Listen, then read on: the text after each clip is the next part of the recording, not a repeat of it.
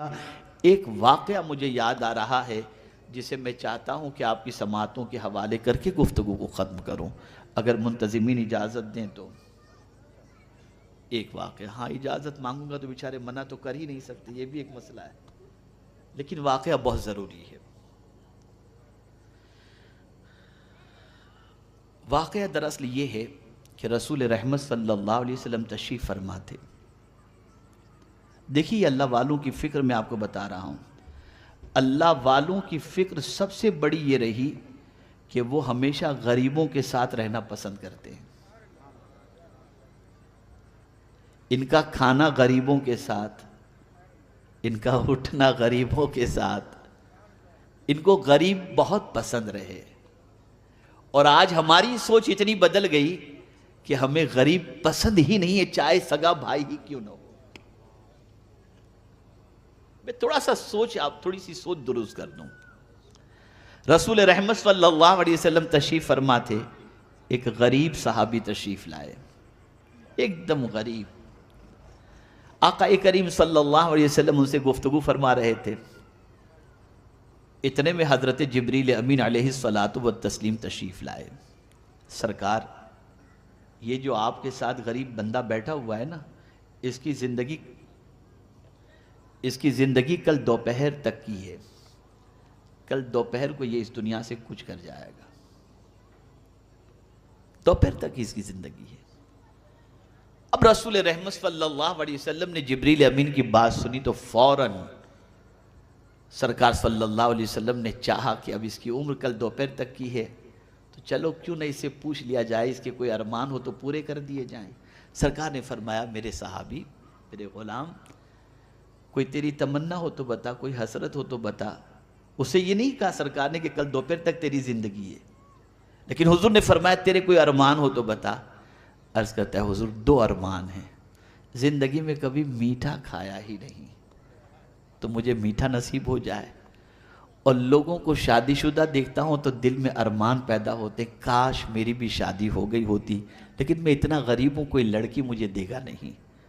सरकार ने फरमाया, फ़िक्र न कर। सहाबा को बुलाया सरकार ने, किसी से कहा मीठे का इंतज़ाम करो। एक सहाबी को बुलाया, तेरी लड़की का रिश्ता मैंने इनके साथ कर दिया है, तैयारी में लग जाओ।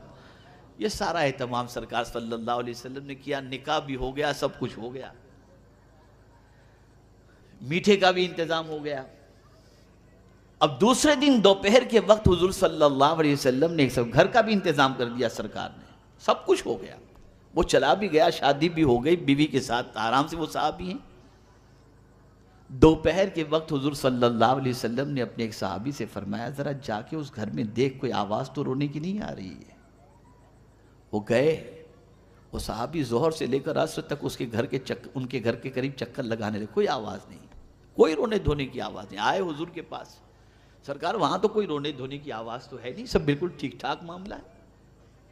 तो सरकार ने रब की बारगाह में अर्ज़ किया, मेरे मौला, जिब्रील ने लोहे महफूज पर देख करके ये बात कही थी कि इसकी ज़िंदगी कल दोपहर तक की है, लेकिन वो तो अभी तक जी रहे हैं, मौत टली कैसे, मौत टली कैसे? तो सरकार सल्लल्लाहु अलैहि वसल्लम से रब ने फरमाया, मेरे महबूब, तकदीर में तो मैंने लिख ही दिया था कल दोपहर तक, लेकिन जब उसके सामने मीठा आया, उसी वक्त मैंने एक साइल को दरवाजे पर भेजा कि जाकर के अब मेरे नाम पर उससे मांग। जब उस साइल ने उससे मांगा, अल्लाह के नाम पे दे, ज़िंदगी भर उसने मीठा नहीं खाया था, लेकिन मेरे नाम पर जब मीठा मांगा गया, उठाकर सारा मीठा उस गरीब को दे दिया। तो गरीब ने जाते हुए ये कहा, अल्लाह तेरी जोड़ी सलामत रखे और ढेर सारे तुझे बच्चे अता फरमाए, मैंने उस गरीब की दुआ की वजह से इसकी मौत को टाल दिया। मेरा ये एक ऐसा अहम मौजू है, ज़िंदगी रही तो मैं सिर्फ गरीबों की अहमियत पर आपको बताऊंगा,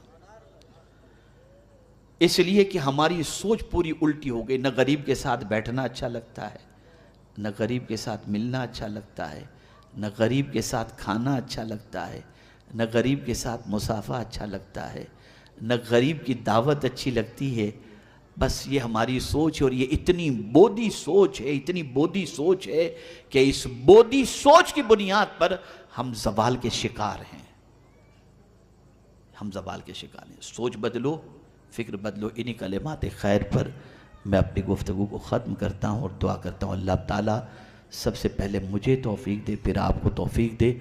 सुन्नी दावत इस्लामी का माहौल बनाएं, सुन्नी दावत इस्लामी के काफ़िले में जाएं, सुन्नी दावत इस्लामी के इज्तिमात में शरीक हों। ज़िंदगी बदलो और नेकियों से जज्बा अपने अंदर, नेकियों का जज्बा अपने अंदर पैदा करो।